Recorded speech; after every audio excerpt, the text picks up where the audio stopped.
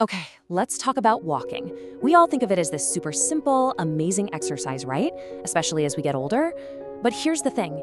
It turns out how you walk is maybe even more important than the fact that you're getting out there in the first place. Yeah, I know. It sounds a little dramatic, doesn't it?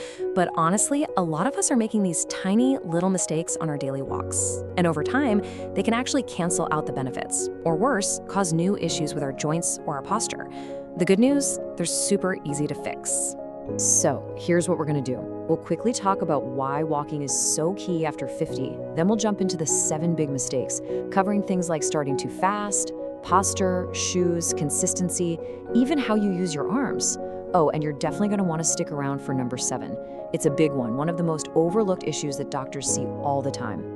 All right, first up, before we dive into what not to do, let's just take a second to talk about why walking is such a game changer after 50.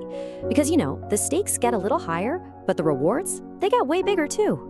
Look, it's no secret that our bodies change as we get older. You know the drill. We naturally lose a bit of muscle, joints feel a little creakier, and our metabolism kind of decides to take a little vacation. But here's the cool part.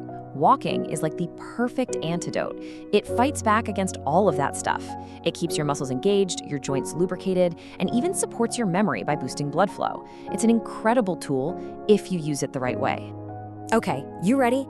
Let's jump into the very first mistake. And this one is so easy to make. In fact, you might be doing it every single day and have no idea.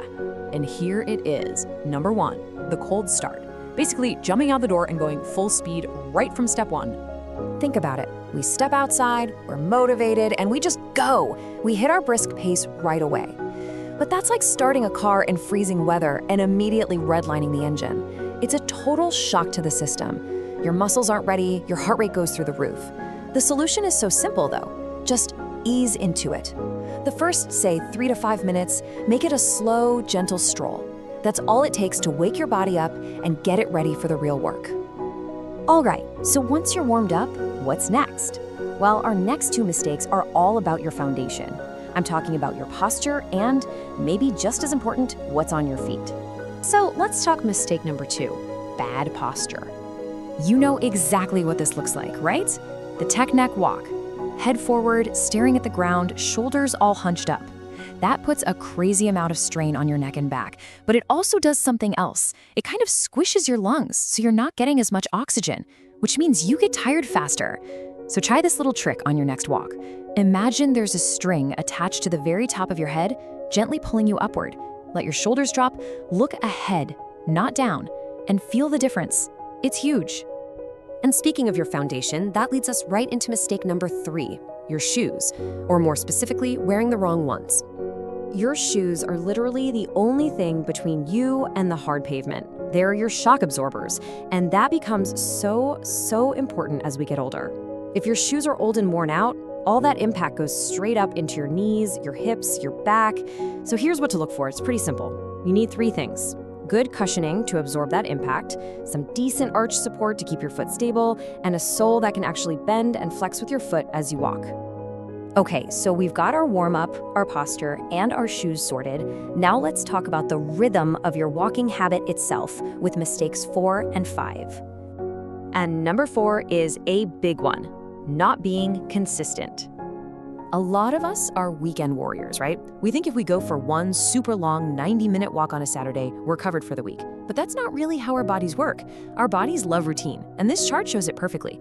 Look at the difference in effectiveness between that one long walk versus 3 shorter 30-minute walks spread out through the week. It's not even close. It's that regular, consistent movement that tells your body, hey, let's stay strong and efficient. That's what really builds a healthy habit. All right, on to number 5. And this is one that I bet a lot of you have never even considered. It's all about your arms. We see it all the time. People walking with their arms just hanging there, totally still, like they're not even part of the equation. But guess what? Your arms are not just passengers here. They are a key part of the engine that drives an efficient walk. When you get your arms swinging, even just a little, you're doing so much good stuff. You're helping to balance your body, which takes stress off your legs. You're actually engaging your upper body and your core. It boosts your circulation, helps you keep a good pace. The list goes on. And we're not talking about power walking like you're in a race. Just a natural, easy swing with your elbows slightly bent. It's such a simple tweak, but it makes the whole experience feel so much better and more powerful. Okay, we are in the home stretch now, the last 2 mistakes, and these are all about finishing strong. It's about what you're doing during the walk, and maybe even more importantly, what you do right after. All right, mistake number 6. This is probably the most modern problem on the list, walking while distracted. You know what I'm talking about. Strolling along, head buried in your phone. This is a real 2-for-1 deal in the mistake department. First, boom, you're right back in that slouched, neck-straining posture we just talked about getting out of. And second, and this is a big one, you're just not paying attention. Your risk of tripping on a crack or stepping off a curb goes way up. The fix couldn't be easier. Phone in the pocket. Let your walk be a walk, a time to unplug and just pay attention to your body and what's around you. And here we are, number 7, the final and maybe most important mistake, the one I promised you at the start. Mistake number 7 is completely skipping the recovery. For most of us, the second we get back to our front door, the walk is done. But that's missing a huge piece of the puzzle. That's when your body starts to do the really important work of repairing and getting stronger. Recovery isn't complicated.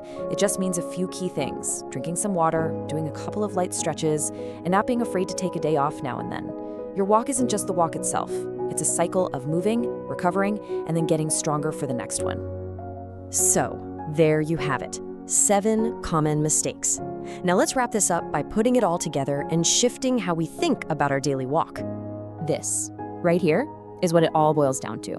Walking isn't a competition. It's not about being the fastest person in the neighborhood or hitting some crazy step count. It's about creating a simple, sustainable habit that makes you feel good and keeps you healthy for the long haul. It's these small little tweaks we've talked about that make a world of difference. So, I want to leave you with this one simple question. You don't have to fix all 7 of these things overnight. That's not the goal.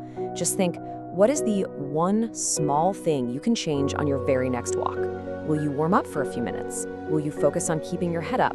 Maybe you'll just leave your phone in your pocket. Whatever it is, pick one, because that one small change is how you start turning a good habit into an absolutely incredible one.